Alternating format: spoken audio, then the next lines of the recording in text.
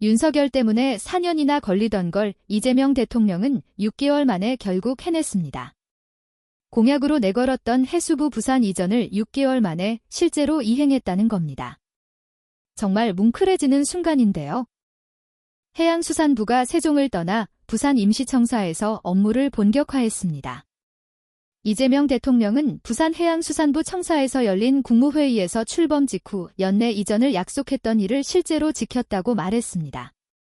국토균형 발전과 부산도약의 계기라는 표현도 덧붙였습니다.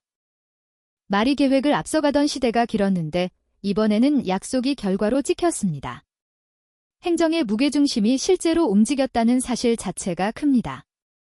이번 장면이 특별한 건 단순히 부처 하나가 내려갔기 때문이 아닙니다.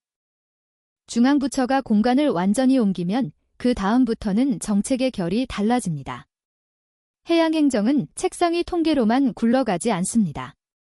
항만, 선사, 물류, 조선, 수산, 안전, 현장의 변수와 민원이 촘촘히 얽혀 있습니다. 부산에 자리를 잡았다는 건 현장 목소리를 정책에 반영하겠다는 말을 더는 수사로만 남겨두지 않겠다는 뜻으로 읽힙니다. 김성범 해양수산부 차관이 직원들에게도 같은 취지로 당부했다고 하니 최소한 조직 내부의 방향도 잡고 간 셈입니다. 부산 이전의 실무 과정도 숫자로 확인됩니다. 지난 2주 동안 5톤 트럭 249대에 각 부서에 짐을 실어 옮겼고 직원 850여 명 가운데 휴직과 파견 등을 제외한 690여 명이 임시청사의 터를 잡는다고 합니다. 본관인 인빌딩과 별관인 협성빌딩으로 나뉘어 업무를 시작합니다. 누군가에겐 이사가 행정 이벤트처럼 보일 수 있지만 조직은 이렇게 물리적 이동을 끝내야만 진짜로 바뀝니다. 표지서까지 내려왔다는 대목은 상징이 아니라 선언입니다. 다시 올 자리가 아니라 여기가 기준점이라는 의미가 되기 때문입니다. 이재명 대통령이 부산에서 국무회의를 연 것도 메시지가 분명합니다. 문재인 정부 시절 2019년 이후 6년 만이라고 하니 부산에서 국무회의가 열린 사실 자체가 흔치 않습니다. 범정부 역량을 총집중하겠다는 말이 행사장 발언으로 끝나지 않으려면 책임의 중심이 실제로 그곳에 있어야 합니다.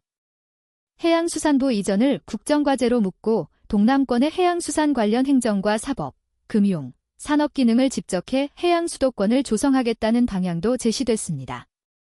수도권 1급 체제를 넘어서겠다는 목표를 말로만 반복하지 않고 일단 손에 잡히는 첫 조각부터 옮겨놓은 셈입니다. 북극항로 추진본부 출범도 눈여겨볼 대목입니다. 세계과 31명 규모로 해양수산부뿐 아니라 산업통상부, 행정안전부, 국토교통부, 기획재정부, 외교부 등 10개 부처와 지자체, 공공기관 파견 인력으로 구성된다고 합니다. 이건 조직도를 하나 더 만든 정도가 아닙니다. 부처 칸막이로는 못 푸는 과제를 컨트롤타워 방식으로 끌고 가겠다는 선택입니다. 북극항로는 항만만으로 되는 일이 아니고 물류, 통관, 외교, 안전, 보험, 산업 전략까지 묶어야 합니다. 그러니 본부 신설은 해수부 이전이 단순한 지역 공약이 아니라 성장 전략과 결합되어 있다는 신호로 읽힙니다. 부산 지역의 반응도 엇갈림보다는 기대 쪽으로 크게 기울어 보입니다. 인근 상권이 활기를 말하고 전통시장 상인들이 환영 펼친막을 내걸었다는 이야기도 나옵니다. 조진숙 부산시 해양수도정책과장은 내년 2월 부산항 개항 150주년과 맞물려 의미가 더 커진다고 했습니다. 조국혁신당 부산시당도 성명을 내어 수도권 1급 체제로 왜곡된 구조를 바로잡고 침체한 부산 경제를 회복할 기회라고 했습니다. 다만 공허한 선언으로 끝나선 안 된다며 해양금융, 해양인프라, 국제물류 네트워크, 연구와 기술 투자까지 종합 전략을 주문했습니다. 이 지점은 부산이 가장 현실적으로 요구해야 할 항목입니다. 이전은 시작이고 성과는 투자와 규제 정비, 인재 유입, 기업 이전과 같은 후속 조치에서 갈립니다. 이재명 대통령의 발언 중에서 더 중요한 대목은 따로 있습니다. 단지 옮겼다가 아니라 앞으로 정책 수립과 집행, 평가 전 과정을 투명하게 공개하고 국민 의견을 상시 반영하라고 각 부처에 주문했습니다. 지난 11일부터 진행한 생중계 업무 보고가 해수부를 끝으로 마무리된다는 말도 했습니다. 생중계 과정에서 부처 보고의 미흡함을 국민 댓글이 지적하고 바로잡는 사례가 많았다고 했고 본인도 미처 알지 못했던 지적을 받았다고 했습니다. 여기에는 정치권이 자주 놓치는 핵심이 있습니다. 말의 설득이 아니라 과정의 공개가 신뢰를 만든다는 점입니다. 해수부 이전 같은 큰 결정을 하고 나면 반대와 불편은 늘 따라옵니다. 그때 필요한 건 감정적 대결이 아니라 과정과 근거를 보여주는 방식입니다. 이런 국정운영 방식이 주는 함의는 결국 국힘당 문제로 이어집니다.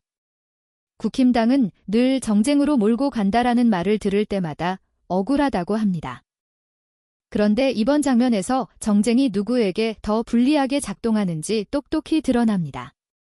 이재명 대통령은 해수부 이전이라는 결과물을 내놓았습니다. 국힘당이 어떤 프레임을 세우든 실체가 움직인 사실은 지워지지 않습니다.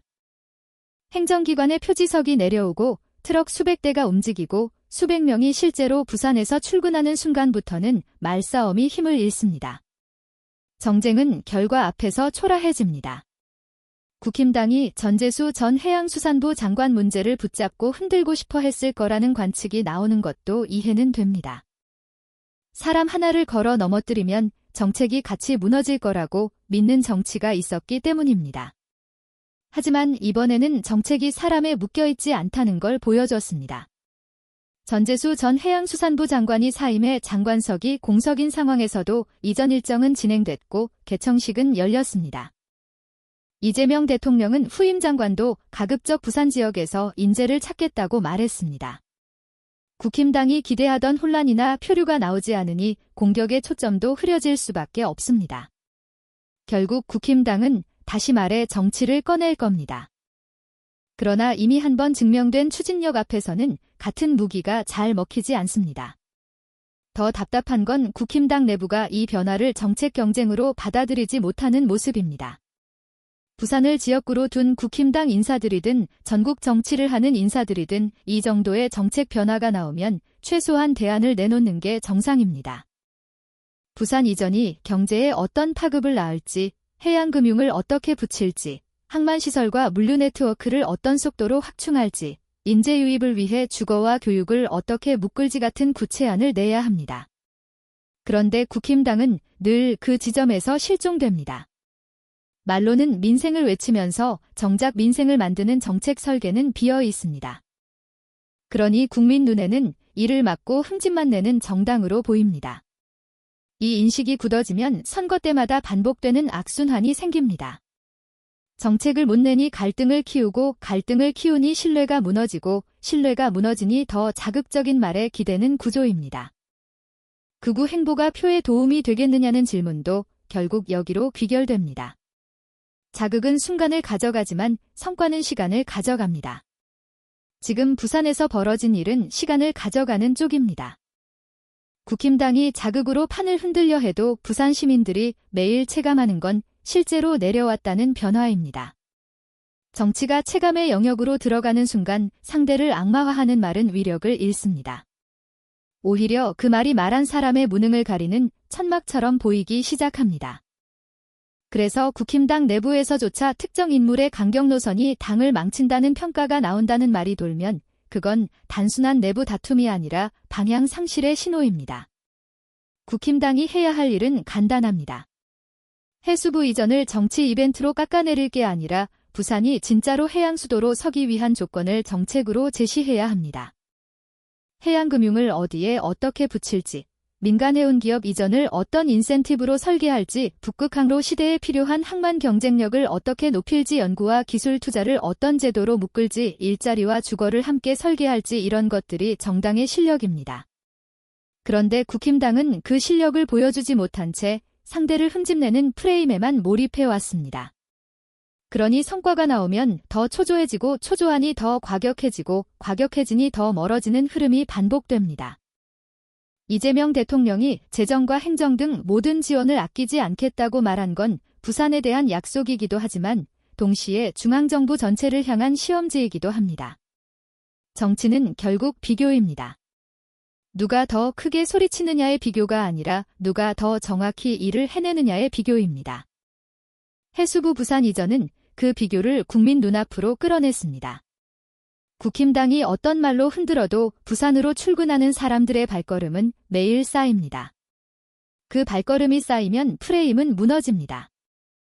국힘당은 이제 선택해야 합니다. 더 과격한 말로 자신을 소모할지 아니면 늦었지만 정책으로 경쟁할지 말입니다. 지금처럼 정쟁화에 매달리면 남는 건 정치적 피로감뿐입니다.